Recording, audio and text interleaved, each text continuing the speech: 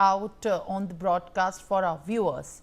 Now, I'll request you to kind of stay on. Baloch rights group PAANK has also shed light on what it has termed as the targeted killing of Sufi Tariq Kalmati in the systematic extortion by Pakistan Army in Balochistan on the intervening 9th of 11th and 12th of May.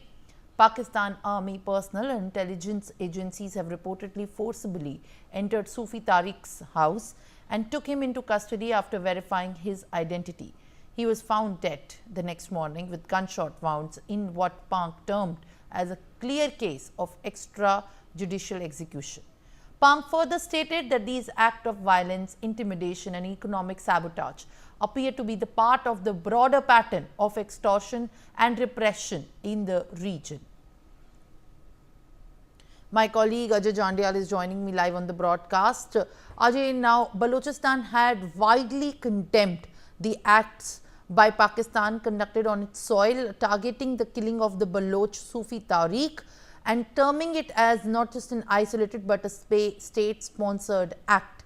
What are you picking up as far as this particular incident is concerned? See, yes, Sufi Tariq basically was at his place, at his home, and a number of relatives, number of people was there inside the home. Pakistani army personnel, they came and they basically abducted him. They took him with him. They resisted. The family member resisted that why you are basically picking him up. Basically, Sufi Tariq is among the Balochistan activists who always raise their voice against Pakistan forces and abduction of people of Balochistan.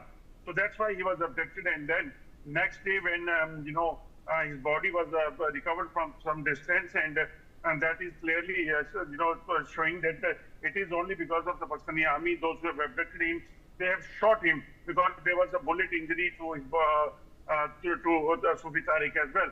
So that indicates that it is a planned, killing, a target, extrajudicial killing of Sufi Tariq, and that's why family members, they are objecting, and even now the Balochistan activists, they are also raising voice that this is not going to stop the way basically Pakistan is doing it, and we will continue raising our voice against Pakistan's injustice, Pakistan's brutality against the Balochistan people. So that is what exactly is happening in Balochistan, and for that, that's why they basically stood up, and they are continually trying to raise the international community as well to hear what is happening in Balochistan, what the Pakistani forces are doing. All right, Ajay, thank you very much for sharing more details, and I'll request you to kindly stay on with us as Wing Commander Praful Bakshi is also there with me live on the broadcast. Now, following a spate of enforced disappearances and killings in the Balochistan region, Baloch rights group have now strengthened the call for an international probe into the systematic abuse occurring in Balochistan. Baloch rights group PAANK has urged the United Nations and other international human rights organizations to take the urgent notice of the Pakistani state's economic and physical violence against civilians operated by its military and paramilitary forces. All right, on that, in fact, Praful Bakshi, Wing Commander, is there with me live on the broadcast. How do you look at now Baloch's call urging the international community to launch a probe into this? PAANK has allegedly, in fact, urged the notice of systematic abuse in Balochistan for the international community to launch a probe. Do you feel and do you think this is going to have a bearing on what is the desired outcome for this call because of the calls that have been made by Balochistan? Mr. Bakshi. Yes, Simran, you're right. The human rights abuses have been rampant. It's there. But in these cases, you must understand, since I deal with a lot of these groups, everybody works for their own interest. If you think anybody is very humanitarian in this game, I think we'll be sadly mistaken. Everybody comes with their own group, own interest, their national interest, and their preconceived notions. That's what they come. So it all depends who's entering into this arena to ask for the probe. But if United Nations or Security Council or the appropriate authorities order a probe into this, especially because it was not an international armed conflict, it was the internal conflict of Pakistan versus Balochistan area. So yes, human rights violations were done. that has to be independently investigated, and that will go in favor of Balochistan.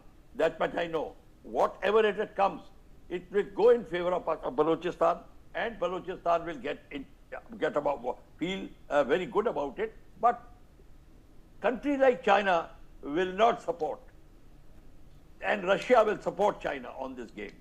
So there will be a lot of India stand will be different. India's stand will be different from China. India's interest is something else. BLA's stand, as the BLA has already sent message to India that whatever the large message is, that aspect has to be kept in mind, but that is India's interest. Their evidence of BLA's representatives may be called in the investigation. If there's a world investigated inquiry held, they will be called, and other people will be called, human rights groups will be called. But that investigation will carry on for a very long time. The immediate independence of Balochistan will not get affected by those inquiries. Let me tell you, because there will be pros and cons, slanging match, people will veto, so many things will happen in this game. Because inquiries of Iraq war are already taking place, nothing has happened. So here also, I personally feel there will be inquiries, academics and intelligentsia will gain a lot of information, but solid work will not be done on the ground. They have to hoist their own petard, as they say, carry their own cross. The Baloch will have to do that. The BLA army will have to relentlessly do it. And if they have declared independence, they have to stand by their independence, because Pakistan may not accept it, and with reinforced vigor, with help from China, may again overrun Balochistan. So that we have to be very careful. As I told you, China's game has to be now seen. China will not let this lose the laying golden eggs out of their hand. Imagine Gadar port going out of their control, everything, because when the world focus comes inside, and the United Nations and everything gets rigmaroled inside, then China will be very unhappy, or everybody will be very happy. So this aspect has to be seen. So how the political balance takes place, it all depends on the world leadership, whose interest is what. Now, Mr. Trump will also jump in. He will also make his statement. His statements should only look out of the interest of his country. And that's what Trump will do. And his interest, you already know. He will make sure that China does not get hegemony in this area. All right, Mr. Bakshi.